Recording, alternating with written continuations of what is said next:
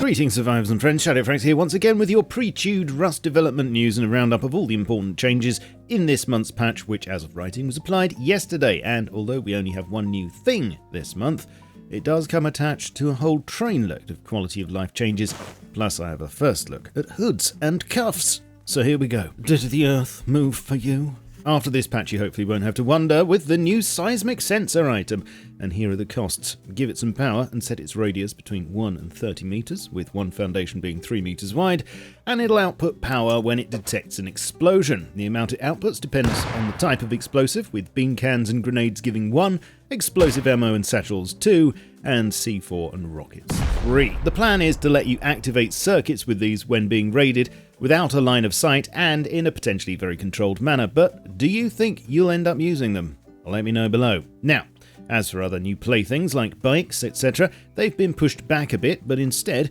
we have a lot of quality of life adjustments to go through, and I'll cover the most important here, but for the full list of fixes and things that have been subject to change, please see the bottom of the latest dev blog. There were some changes to building, biggest being that you can now place wood, stone, concrete and sandbag barricades at monuments.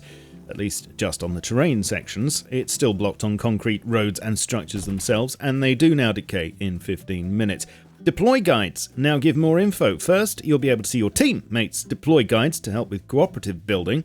By default, this will only happen if you're holding a guide too, but it can be changed in the options to always be shown or even disabled completely. Building plans and deployables will also now reveal the building blocked radius around monuments so that you can now see exactly how little useful land there actually is, and if you don't like this revelation, you can also disable it. Not only, but also, there were adjustments to the building block radii of several monuments, some up and some down, as you can see here. Now, forgive me for rattling through these, but there's a lot of ground to cover here. Talking of which, horse armor doesn't slow horses as much, plus in a revolutionary move, they can now walk backwards at half speed, which also looks a bit weird if you ask me, but hopefully they won't get their hooves stuck on things now, as this should be fixed. Entering the last used code on code locks is now much faster. Bone frags can now be used in a composter. Window glass, shutters, bars, crafting times have been halved. You can see the names of skins in the repair bench, and there's a web link for them too.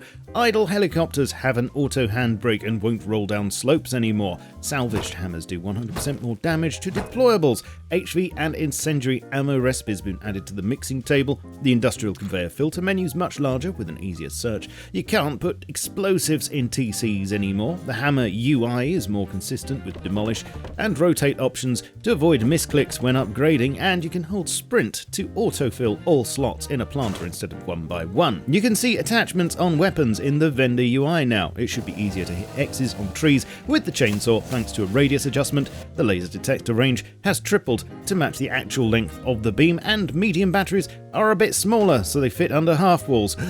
Deep breath, and on we go. If you disconnect from a server for any reason, your slot will be reserved for 5 minutes max, during which time you can skip the queue to reconnect. You can now access lower tier tech trees from higher tier benches. So a tier 2 will also give you access to tier 1, and a tier 3 will give you access to everything. Much space saving. In a totally visual change, you can add slack to wires, hoses and Christmas lights with the mouse wheel whilst holding left shift.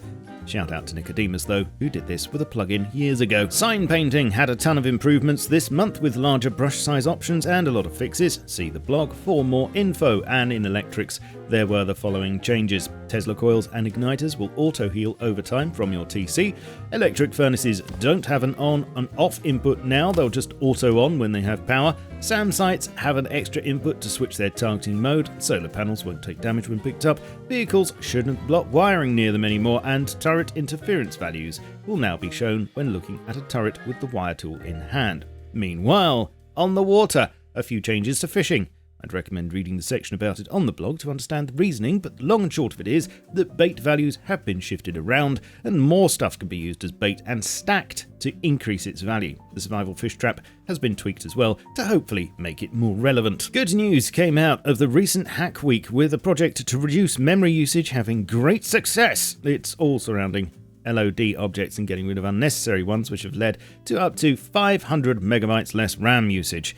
By Grabthar's hammer, what a savings. Pause here to read the sordid details. Paddy added a load more cinematic entries with new spot and point lights, various backdrops and walls, etc, and if you're into that sort of thing, then you should check out the full write-up on the blog, or pause what I've just shown you. And there's another new round of 14 Twitch drops happening for the Bellum Redemption event between June 10th and 17th, for which you can see what's on offer here. Phew. As I say, there may be some things I've missed, but let me know what you think to all of these changes below. Looking ahead now, over on the AUXO 2 staging branch, hoods and cuffs are available for testing. These are very early examples, of course, but here's what we can do with them right now, and this is just from me playing around with them at the moment. It seems you can only cuff a player that's been downed, and once done, you can also pop a hood on them and loot their belt bar. Cuffed players can be pushed around, but it doesn't stop them running away, and it seems they can get themselves out of the cuffs by holding left mouse for 5 seconds. I'm sure full functionality will arrive over the next month, and I've probably missed some important details. You can also put a hood on your own head if you want to see what it looks like, or just shut the world out. The bikes are also here, and not much else to report yet, apart from that the sidecar version has an albino model, still not finished of course, although good camo in the snow. But one thing I've noticed is that, like the usual Asda shopping trolley, it pulls quite a bit to the right, which I assume is a feature rather than a bug and happens because I don't have a passenger, maybe. We'll try to get confirmation. Anyway, I think you're now up to date, so let me know your thoughts below, please. Follow me on all the things, including Twitch, my socials, and my Steam group. All the links are below, and you can support the channel here with Patreon, YouTube memberships, and super thanks. I shall catch you all very soon, but in the meantime, keep calm and stay rusty. Cheerio. By Grabthar's Hammer, what a savings.